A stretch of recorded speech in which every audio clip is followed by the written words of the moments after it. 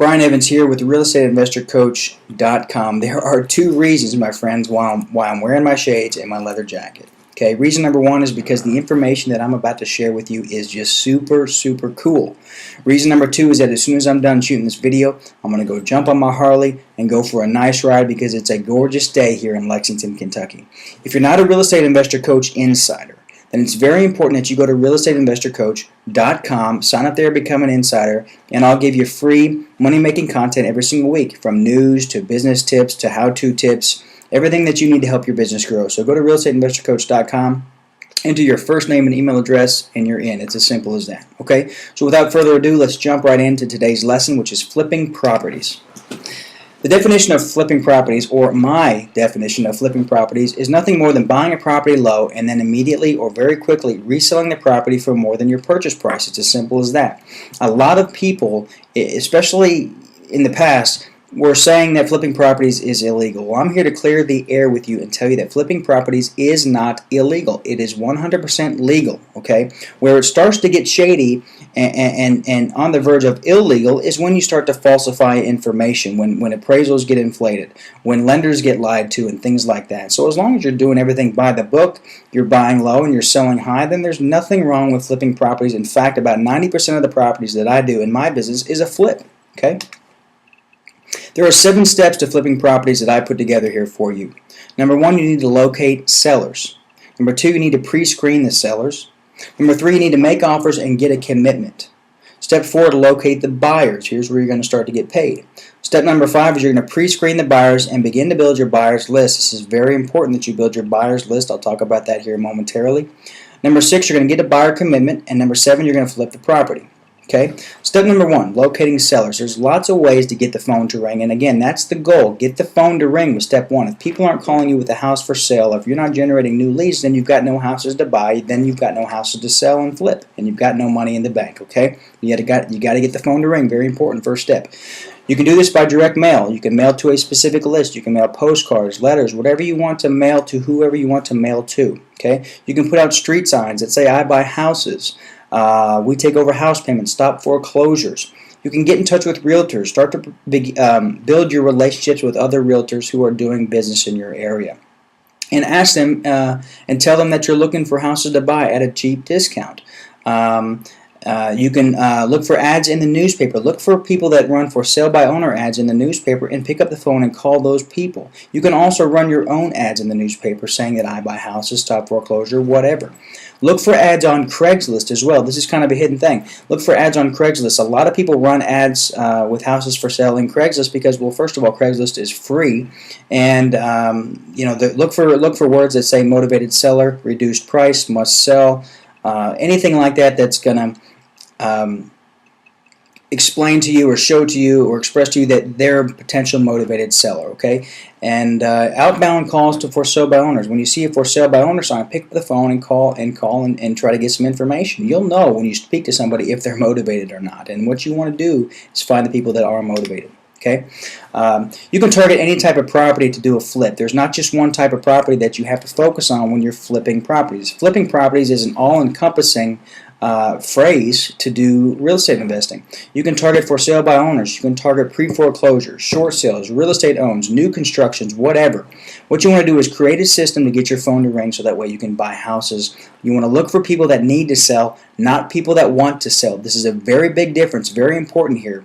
You want to deal with the prospects, not the suspects. You don't want to have to try to convince somebody to sell a property to you. That's not the way to do this business, okay? You want to look for people that need to sell, not people that want to sell. Step number 2, pre-screen the sellers. Again, you're going to be dealing with the minority of the people who call to do business with you, not the majority. You need to know the following. You're going to want to know the ARV, the asking price, mortgage information, any repairs needed, and the reason for selling. Okay? You must be able to differentiate a deal from a dud. I don't want you spending your time trying to buy properties that you'll never end up buying. You do this by understanding the numbers. You need to understand what the ARV is. Again, the ARV is the after repair value. You're going to determine the ARV when you pull some comps and determine the property's highest and highest perceived value once it's fixed up, if it needs fixed up. That's the ARV. You need to know the asking price that they're asking for the property, the loan, the repairs, and the reason. Don't waste your time trying to convince some people to do business with you. Remember, only do business with people that want to do business with you. They're either motivated to sell or they're not. Okay? Step number 3, make an offer and get a commitment. You determine your offer based on the R of the asking, the loan, the repairs, and the reason. When you found a motivated seller, your goal is to get the property under contract as soon as possible for the least amount possible, okay? You need to be able to buy the property with some equity and some flexible terms. Make your offers with your exit strategy in mind. Obviously, you don't want to go buy a property without knowing how you're going to make money on it. So you want to have your exit strategy in mind at all times. Okay? Get the property under contract. Then check the title to make sure there are no other liens or judgments or encumbrances on the property. Your closing attorney or title attorney who you use to close on your properties will help you do this. What you always want to try to do is you want to buy low, obviously. You want to try to get seller financing if at all possible, and you want to get time to close. What you're looking for here when you're getting a property under contract to purchase is you want some flexibility. You want flexibility when you buy so that way you have flexibility when you sell. If you can buy with seller financing, then you can sell with seller financing. Or you can lease option. Or you can... Let me go back here. Or you can lease option or whatever, but you want to get flexibility. And then when you want to get time to close, you don't want to have to close within 7 to 14 days. You want to have time. Try to get 30, 45 days, 60 days if at all possible. Give yourself time to close because you're going to use that time to find your buyer to buy the property from you, and that's where you're going to get paid. Okay? Step number 4, now we're on to locating buyers. Once you've found a motivated seller and you've gotten the property under contract, you make sure you've got some equity in it and some room to make some money on, then you need to find a buyer to pay more than what you're paying. Okay? You're going to be most likely in these situations flipping the property to an investor buyer. This is often referred to as wholesaling. You're going to run ads in papers for investor buyers. Run ads in the investor buyer section of your paper. Put out signs for investor buyers. And ask realtors for investor buyers. What you want to do is you want to try to, again, get the phone to ring on your buying side. Run ads that say cheap, cash, foreclosure properties, different must sell, handyman special, different things like that, which is going to attract an investor type of buyer. Somebody who's going to want to come in and buy a property to get a deal on it. Okay? What you're doing is when you're flipping is you're buying a deal and you're passing the deal on to somebody looking for a deal. Now you've got to pre-screen the buyers as well. You want to try to reach a win-win agreement there. You've got to be able to leave enough equity on the table in this property when selling this property to another investor buyer. Otherwise, they're not going to want to do business with you. If they're not going to make any money on the property when they buy it from you, if there's not any equity for them to do anything, then they're not going to do business with you. The only situation where you're going to be able to sell the property for highest retail value is when you're selling the property to an end user buyer, which is the best situation. If you can do that, by all means do it. But selling to investor buyers is a great way to go because a lot of times they're paying cash also. Again, any amount that the buyer is going to pay over your contract price is profit, less your closing costs, of course. But again, that's profit, anything more than what you're buying it for. And begin to build your buyers list for future use. This is hugely important. And if you're not doing this, then you're missing out on a huge part of your business. But you've got to begin to build your buyers list. When people call you interested in buying a property, especially investor buyers, get their name and information and contact them for future properties, because somebody who's going to buy a property from you now for an investment was probably going to buy a property from you in the future as well. So begin to build your buyers list. So all you have to do is pick up the phone or send out an email and you get a property sold. Get a buyer commitment. Now you need to reach an agreement to sell, sign a contract, get a deposit from them, and then set up the closing.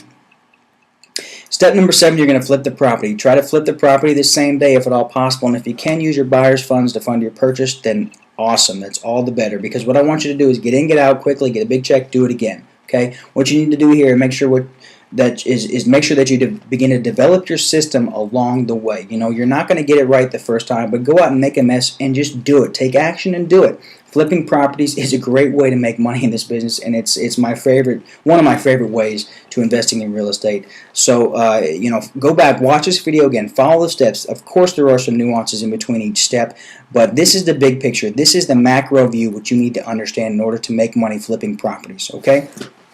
So I hope you enjoyed this video. Again, I'm going to have another great video for you next week. And there are many other videos from previous weeks as well. So if you want to check out some more great content, make sure you go to realestateinvestorcoach.com. Sign up to become an insider and check out some content and leave me your comments and feedback. So that way I can continue to provide you with great information to keep you happy and coming back for more. This is Brian Evans signing out. I hope you have a great weekend, and I'm off to go rev up the Harley. I'll talk to you soon. Take care.